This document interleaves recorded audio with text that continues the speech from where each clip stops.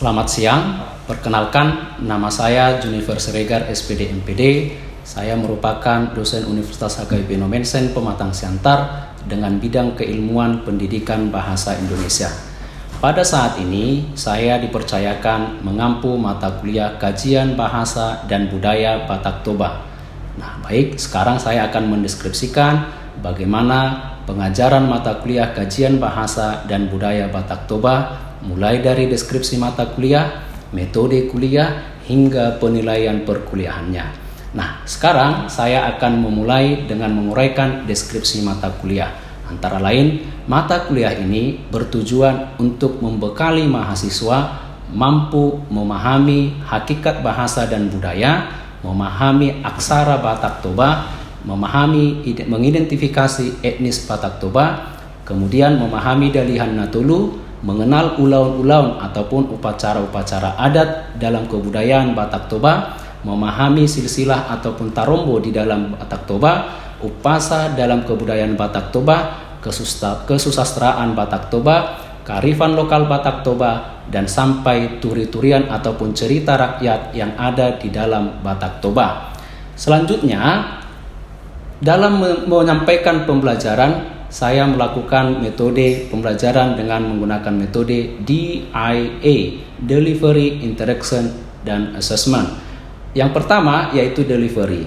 Pada tahap ini, penyampaian materi kuliah yakni dengan menjelaskan materi-materi perkuliahan dengan menggunakan media pembelajaran seperti PowerPoint dan menggunakan bahan-bahan ajar berupa buku-buku referensi seperti Batak Literasi, Dalihan Natulu, Nilai Budaya Suku Batak, Pedoman Penulisan Aksara Batak secara manual dan komputerisasi pada Toba, Batak Karo, Simalungun, Pak-Pak, Dairi, Angkola, Mandailing, dan juga sebagai tambahan jurnal penelitian lainnya yang berhubungan dengan materi kuliah. Yang kedua, interaction. Sebagai dosen, saya akan merancang metode dan teknik pembelajaran yang mampu menghidupkan situasi ataupun interaksi saat perkuliahan, baik saat saya menjelaskan maupun saat memonitoring diskusi kelompok. Yang ketiga adalah assessment. Pada tahap ini adalah penilaian yang saya berikan setelah perkuliahan selesai. Seperti yang sudah saya jelaskan pada mahasiswa pada pertemuan pertama saat memaparkan silabus, RPS, dan kontrak kuliah, bahwa bobot penilaian terdiri atas yang pertama, kuis 12%, yang kedua keterampilan 12%, yang ketiga UTS 18%, dan yang keempat UAS 30%, dan sikap 20%. Oleh sebab itu, metode perkuliahan yang saya gunakan menggabungkan metode ceramah, diskusi, dan praktik. Dengan demikian, asesmen di sini setelah perkuliahan selesai, maka siswa akan mampu menerima hasil perkuliahan yang sudah dilaksanakan selama ini. Demikian untuk selanjutnya video pembelajaran akan saya tampilkan sebagai berikut. Ya, baik, selamat siang adik-adik. Apa kabarnya hari ini? Ya, baik, sebelum kita memulai perkuliahan kita, seperti biasa kita awali dengan berdoa. Saya mintakan kepada saudara Rikwan untuk memimpin doa kita saat ini. Silakan, Rikwan.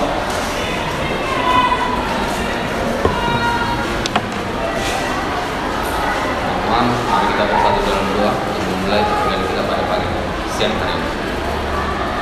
Terima kasih ya Tuhan, kami panjatkan puji dan syukur kepadamu yang telah mengungkap masing yang kami untuk di sini untuk belajar kami untuk kami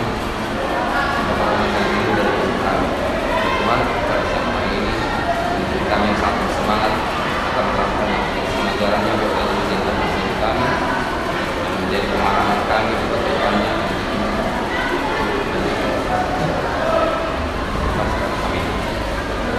Amin. Ya, baik, terima kasih kepada saudara Rikwan.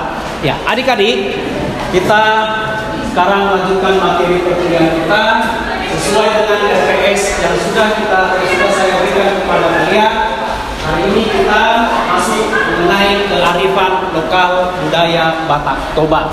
Ya, baik, kita mulai. Nih, Apa pengertian kearifan lokal?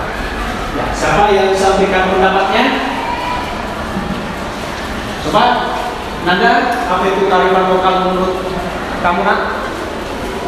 Menurut saya, Pak, kearifan lokal adalah keunikan dari suatu masyarakat. Ya, dari suatu masyarakat. Oke, siapa yang lain yang akan memberikan? Ya, yang bisa? Silahkan, coba saja.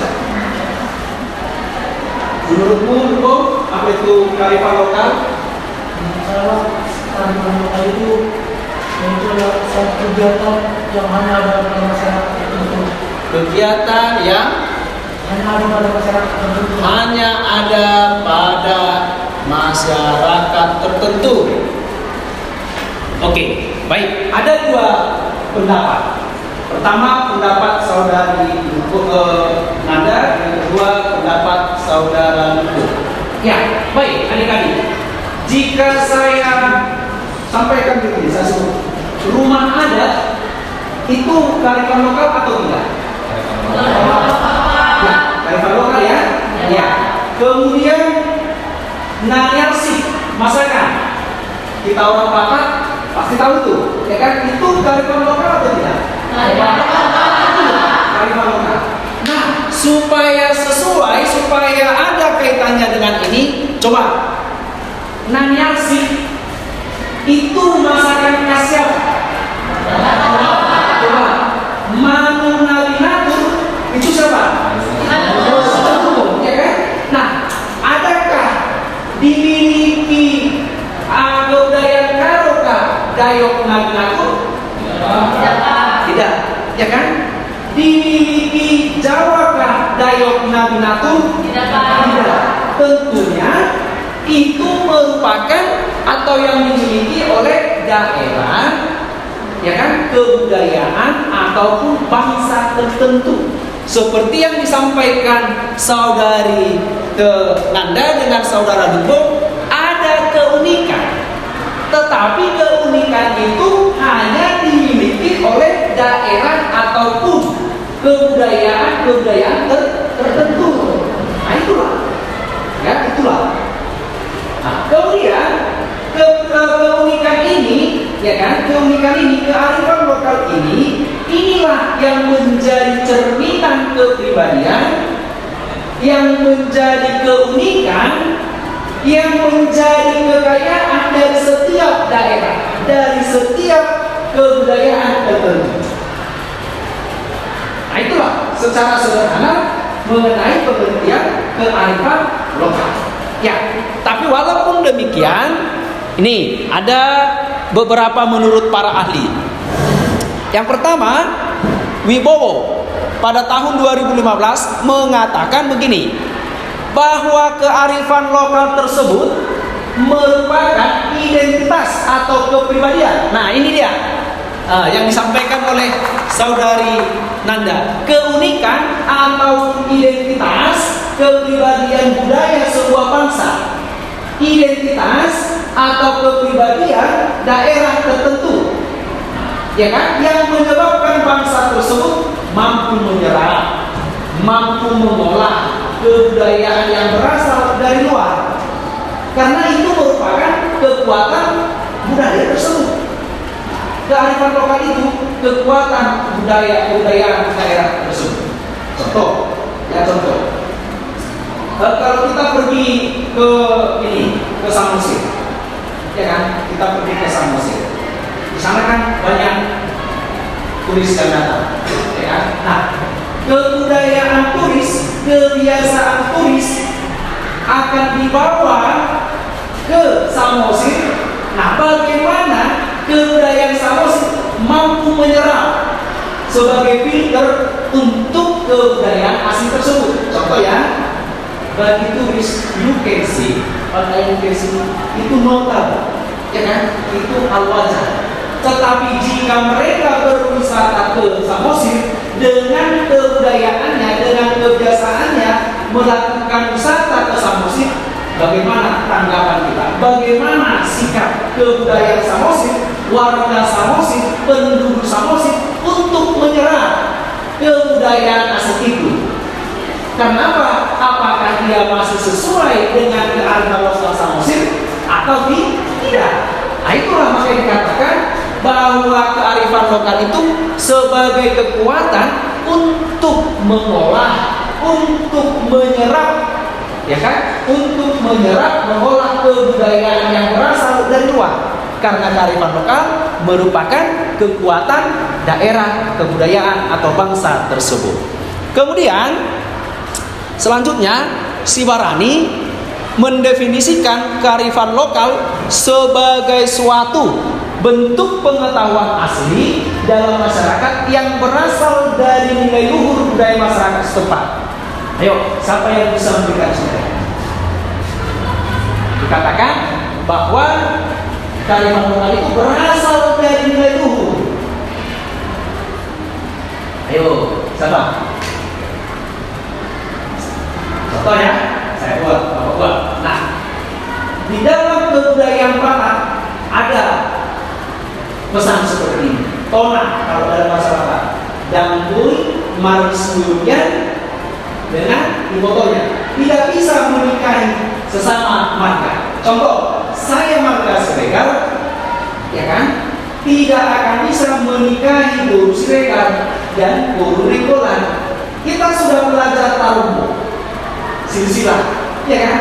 Kalau satu rumpun dia satu marga, kata orang Batak, toka, mantan, menikah dengan semarga.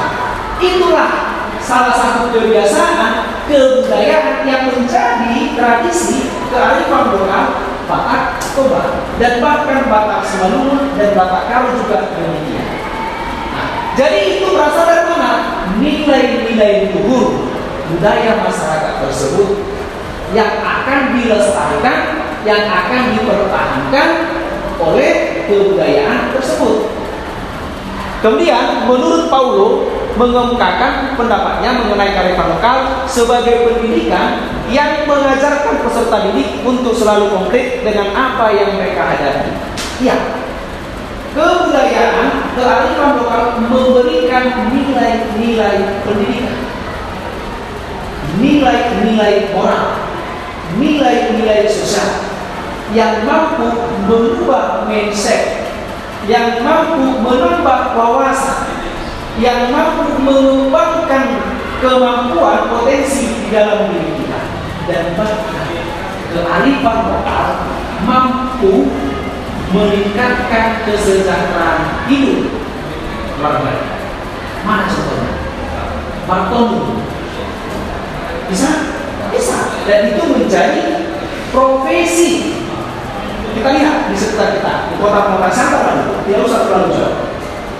Banyak profesi penduduk Santar yang martomu. Nah, itu ya. Martomu merupakan salah satu bentuk dari kearifan lokal yang harus dipertahankan, yang harus dilestarikan. Kenapa? Agar tidak punah. Karena Bapak Ibu, adik-adik, sebuah kearifan lokal bolehkah punah? Boleh. Jawabannya boleh. Sedangkan bahasa bisa punah. Ingat, Bapak sudah terangkan hubungan kebudayaan dengan bahasa. Dengan bahasa ini nanti kebudayaan akan dapat dilestarikan. Dengan bahasa ini nanti kearifan lokal tersebut dapat diwariskan. Itu dia.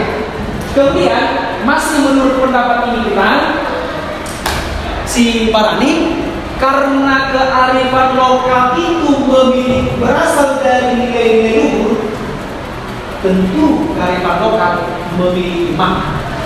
Tentu kearifan lokal memiliki nilai-nilai yang terkandung di dalamnya. Contoh, ayo, mari kita buat contoh. Budaya Batak Toba ada salah satu rumah adatnya, ya kan? Nah, bentuk rumah adat Batak Toba tidak sembarang diukir. Bentuk rumah adat Batak Toba tidak sembarang dicek, diberi pewarna. Seperti kita Batak Toba, warna khas dari Batak Toba hanya 3. Pertama apa? Merah, hitam, putih. Putih. 3 itu saja. Namun walaupun hanya 3 mampu memberikan pesan, nilai estetik, nilai keindahan, mampu memberikan pesan. Apa pesan dari ketiga warna ini? Ya. Kemudian bentuk dari kearifan lokal dalam hal ini rumah adat Batakoba memiliki makna.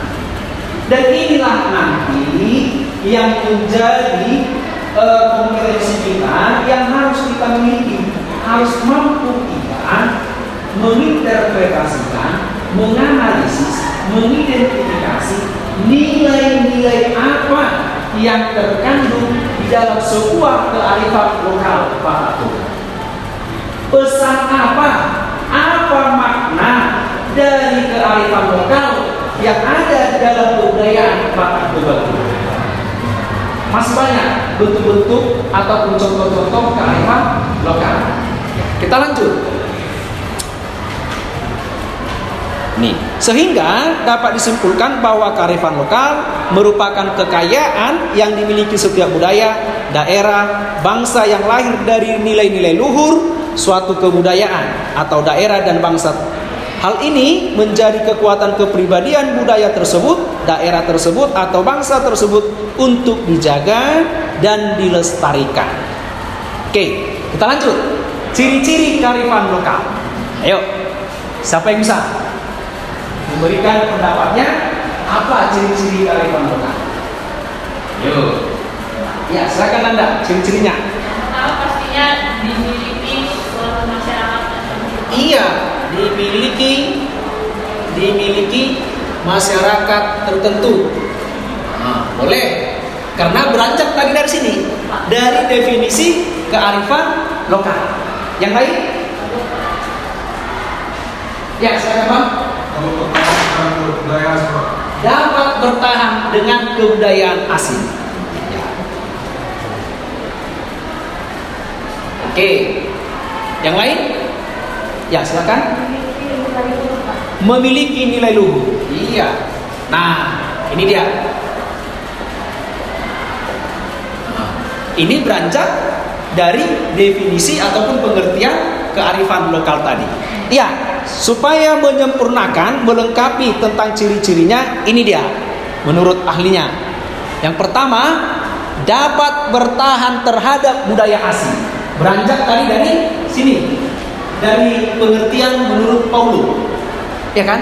Nah, karena itu merupakan kekuatan, sehingga apapun yang datang, kebudayaan asing yang datang mampu bertahan, mampu diserap sebagai alat filter penyaring dari kebudayaan asing. Yang kedua, memiliki kemampuan untuk mengakomodasi unsur budaya asing terhadap budaya tersebut, budaya asingnya. Yang ketiga, memiliki kemampuan mengintegrasikan. Yang keempat, mempunyai kemampuan untuk mengendalikan tatanan hidup. Itulah tadi seperti Martono. Yang berikutnya, memiliki kemampuan untuk memberi arah bagi perkembangan budaya tersebut. Nah, kita lanjut. Bagaimana cara mempertahankan kearifan lokal? Karena tadi seperti yang kita jelaskan tadi, sedangkan bahasa bisa punah, apalagi lah kearifan lokal. Nah, sekarang supaya tidak punah, apa yang harus dilakukan? Ini dia, selalu mewariskan kepada generasi muda. Oleh sebab itu, ini contoh sederhana. Siapa di rumahnya yang masih menggunakan bahasa Batakoba? Siapa di rumahnya? Atau kalau dia Simalungun, di rumahnya berbahasa Simalungun, siapa? Lugo tadi. Ya, oke, masih banyak. Itulah salah satu strategi cara untuk mewariskan kearifan lokal, bahasa diwariskan. Contoh, Martono itu, kalau memang bisa diwariskan. Mangasi, kalau saya tanya, sekarang sudah banyak orang-orang kaum muda yang tidak bisa lagi mangasi sesuai dengan bahasa asing yang sebenarnya, ya kan? Nah, sekarang terong pun sudah dibuat mangasi, tahu sudah dibuat mangasi. Kalau kita kembali ke filosofi mangasi, no, itu tidak ada itu, tidak dicampur terong, tidak dicampur tahu. apalagi buncis, tidak. Paling ada kacang panjang, ya kan? Bawang bakar yang disebut dengan bawang putih. Itulah orang-orangnya. Baru dibuat cabai yang panjang-panjang berwarna merah, cabai merah kan? Nah sekarang tidak, dicampuri semua. Artinya apa? Nilai-nilainya, filosofinya sudah berkurang, sudah naik. Berikutnya mengadakan festival budaya. Iya, lihat terakhir ini tidak ada lagi festival Danau Toba. Iya kan? Nah, di dalam festival Danau Toba itu dibuat berbagai perlombaan tentang kebudayaan yang manortor, ya kan, marsolu, ya kan, dan lain sebagainya. Martolu boleh. Nah itu artinya supaya generasi muda mampu mempertahankan kearifan lokal tersebut. Yang ketiga, menanamkan rasa cinta terhadap kebudayaan di masyarakat. Saya tanya, Ridwan, cintanya Anda dengan kebudayaan Batak Toba karena Anda orang Batak Toba? Cinta. Lihat ya, sedangkan negara lain pengen mempelajari tentang kearifan lokal bangsa Indonesia. Lihat, Tortor, si Pitu Sawan, tidak banyak lagi yang bisa menotor si Pitu Sawan. Sekarang menotor sudah terserah kepada dia, bebas. Kalau manuver seharusnya begini dan kepala tertunduk. Ini tidak begini tapi kepala ke atas. Itu bukan manuver, ya kan? Nah itu dia. Maka mari tanamkan rasa cintamu. Kalau sudah ada rasa cinta terhadap kebudayaan, maka dengan sendirinya dia akan mampu mempertahankan. Berikutnya, menjadikan budaya sebagai identitas. Ya, jika saya berkomunikasi dengan seniman langsung berbahasa Batak, ini identitas kami. Oh, Batak Toba, ya kan? Kemudian promosi budaya. Ya, mari kita promosikan dengan Festival Danau Toba. Itu merupakan sebuah promosi. Kita lanjut. Ya, ini bagaimana bentuk-bentuk kearifan lokal. Inilah satu. Ini apa? Ya, ini Martonun, ya kan? Ini Manortor. Ini ulos, pakaian, ya kan? Pakaian adat Toba. Ini, ya. Tetapi lihat, yang mau ditampilkan ditonjolkan adalah bulang, ya kan? Ini kebudayaan apa? Simalungun. Ini Karo. Iya. Bisa sampai di sini? Oke. Nah, kita kembali ke bentuk yang pertama. Nih. Yang pertama. Ini tidak sembarang. Lihat. Ini kemari rendah kan? Ada maknanya. Ini tangganya. Kita hitung 1, 2, 3, 4, 5, 6, 7. Biasanya kebudayaan Batak Toba tangga harus gancing. Kenapa? Di Dokmai mau lompat tangga gancing anak nih namora. Nah itu dia. Ada maknanya 1, 2, 3, 4, 5, 6, 7. Nah tangga ke-7 dia masuk, orang akan masuk ke dalam. Kenapa dua rendah? Agar tunduk. Itulah maknanya. Karena memang kalau masuk ini etika, masuk ya harus sopan. Ini dia. Kemudian lihat, ini kita lihat kemarin. Ini bagian atas, bagian depan. Rendah, ya kan? Melengkung. Baru naik ke atas. Ada maknanya? Ada. Jadi tidak sembarang juga. Inilah warna tadi. Ada merah, putih, hitam. Akhirnya kan menarik. Hanya 3 warna, tapi menarik. Bisa? Nah, sekarang kita bentuk kelompok. Pilih salah satu kearifan lokal budaya Batak Toba. Kemudian Anda analisis memberikan analisis terhadap kebudayaan tersebut, kearifan lokal tersebut tentang nilai-nilainya dan apa pesan ataupun makna yang terkandung di dalam kearifan lokal tersebut. Bisa? Ya, sekarang mari bentuk kelompok diskusinya.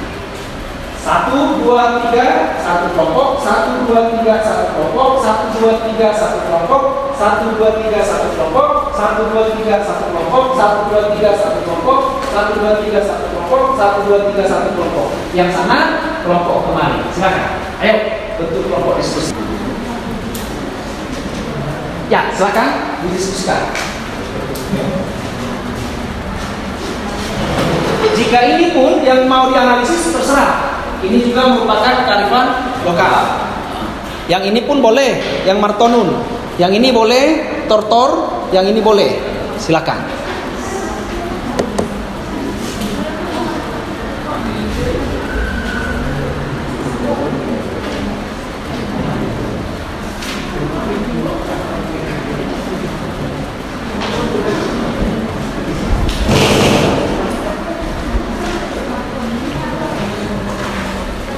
Ya, mari kita coba dulu ya. Ini kita buat contohnya supaya nanti Anda bisa mampu melanjutkan di rumah untuk melakukan mini research ya. Penelitian sederhana mengenai kearifan lokal. Ya, ini rumah Batak Toba.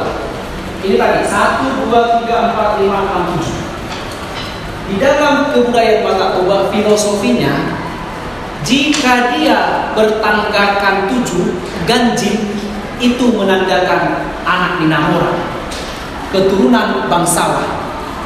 Makanya di dalam pesta-pesta orang Batak, di dalam di detik-detik terakhir ingin selesai, diadakanlah apa? Marulau sadari, baulah une dohot tikir tangga. Saat ini tikir tangga langsung itu dikatakan. Tolhau ramu anak diraja pau Minahora. Ai par tangga gajil do tangga balad umuna. Itu lagi. Itu filosofinya. Jadi kalau yang benar martangga honagono maaf 10 kali maaf atoba. Itu dia. Kemudian ini maknanya ya. Ini dari sini kemarin itu masuk itu rendah. Sengaja ini dibuat rendah agar pesan yang disampaikan adalah agar kita memiliki etika di dalam bertamu, masuk ke rumah orang kita harus tunduk. Kemudian ini kalau kita perhatikan di sini laci bagian depan ke tengah, semakin ke belakang ini nanti pasti lebih tinggi dibandingkan yang itu bagian depan. Apakah ada maknanya? Iya, karena cita-cita orang Batak anak pokido hamorau dia. Artinya apa? Cita-cita orang Batak semakin ke anak, semakin ke cucu, semakin ke keturunan yang selanjutnya, harapannya adalah semakin meningkatkan atau semakin panaiko di dalam budaya Batak. Makanya Nagu Situmorang dalam lagunya anak pokido hamorau dia. Marboy dia turuan lahor pas lahor gede. Itulah maknanya. Bisa sampai di sini? Nah, silakan. Oleh sebab itu, tugas Anda silakan buat mini research, kerjakan di rumah, berdiskusi tentang nilai-nilai dan makna dari sebuah kearifan lokal, kebudayaan Batak Toba. Bisa? Baik, sampai di sini perkuliahan kita hari ini.